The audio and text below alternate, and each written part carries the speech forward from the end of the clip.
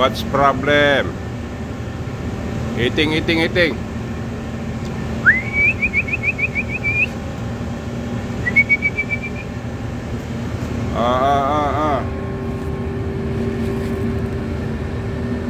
ko lang sinabog. Bakit? Anong nangyari sa inyo? Naumay na kayo? Mabuti pa si Kulit. Unahan mo nga, Kulit, para bumaba sila lahat. Okay, sabihin mo masarap. Ayan.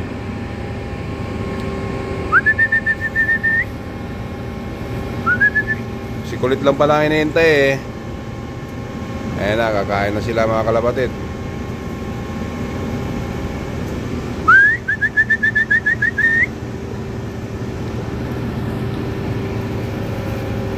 Mahirap dito mga kalapatid eh. Kapag kaya gumaganyan yung mga kalapati ko. Kasi nga may pumupunta dito mga ibang tao. Yung mga walang pakialam. Basta lang pupunta dito, hahagis ng mga kung ano-ano. Tapos yung mga kalapati ko dito kumakain, nagliliparang bigla. Doon may susulpot na tao doon. Ganyan na sila. Kaya yung mga kalapati ko umiilap. Tapos siyempre kakulay ng uniforme ko, kakulay ng damit ko. Kaya iniisip ng mga kalapati na kasamahan ko talaga yan, or ako ganoon. Naiilang sila, hindi sila lumalapit agad-agad. Pag may nauna lang na lumapit, yan, saka yan sila kukuhan. Pero pag wala pang lumalapit, nako, kahit gutom na yan, naghihintay lang talaga ng kanyan. Alanganin kasi yung pwesto dito mga kalapatid eh. Tingnan mo, magaling doon sa taas, lulusong sila pa ganito, diba? Alanganin eh, hindi maganda yung pwesto nila. Hindi katulad ng open. Anytime na bumaba sila, makakalipad agad sila eh. Dito kasi parang alanganin yung paglipad nila dito eh. Doon pa yung young bird natin sa taas, yun, no? Sa tulo na yun, no? Ayaw pong bumaba.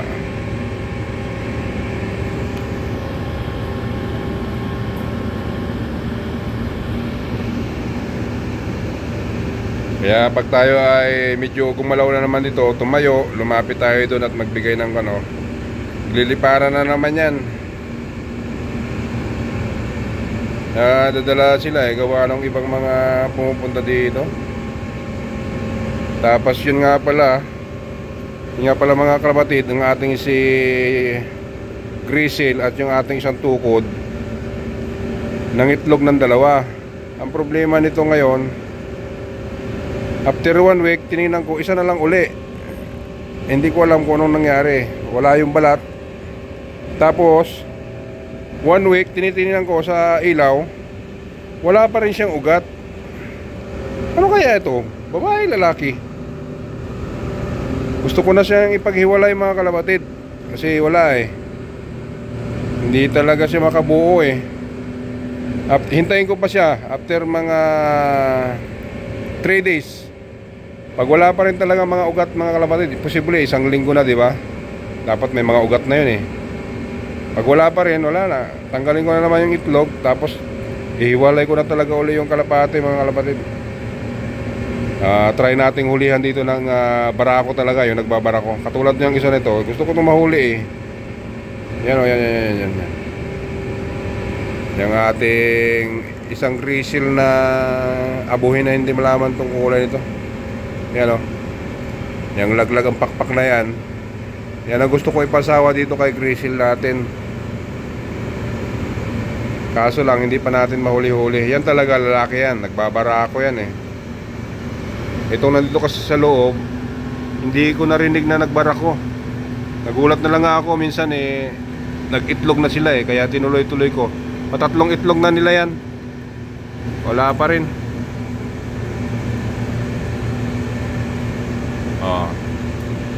Yan si Kulit natin, no?